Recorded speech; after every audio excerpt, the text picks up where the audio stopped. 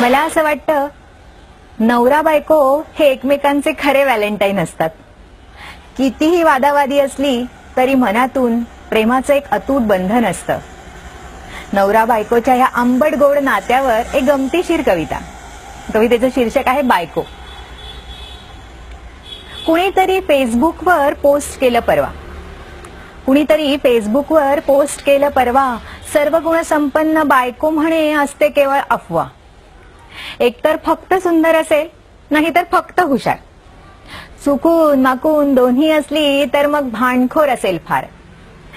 देखणी हुशार शांतिप्रिय असली जर कदाचित स्वयंपाकाची बोंब बसणार 100% निश्चित. मुलखाची हट्टी सासूबाईशी वारंवार घेत राहील कट्टी. यावर बहुतेक नवरोजींचे लाईक्स आणि वाहवा.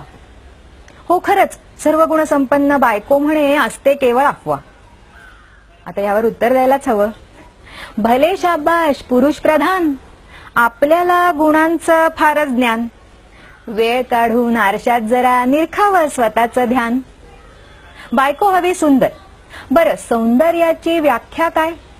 कटरीना, प्रियांका, दीपिका, किमान दिसावी ऐश्वर्या राय. समजवाल का थोडं आपल्या अपेक्षांचं सूत्र? ऐश्वर्यासारखी मिळायला आपण कोणते वचनपुत्र? बुद्धिमत्तेबाबतीत अवघ्या स्त्री जातीला गृहीत धरता आणि स्वतःची अक्कल वाढावी म्हणून सरस्वतीचीच पूजा करता. कबूल आहे चिडते भांडते थोडं भान नाही उरत. म्हणून काय टेन्शनचं निमित्त सांगून ती मद्यपान नाही करत. उधळपट्टी करते घरासाठीच तरी पै साठवते ना. आणि स्वतःकडले संपल्यावर मग तुम्हाला तीच आठवते ना. सासरी तुम्हा रावसाहेबांची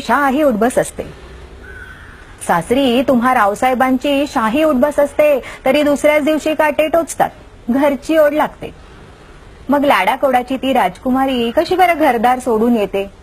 तुमच्यासाठी असेल त्या परिस्थितीत जन्मभर जुळवून घेते. आयुष्याच्या तिन्ही सांजेला दमून थकून बसाल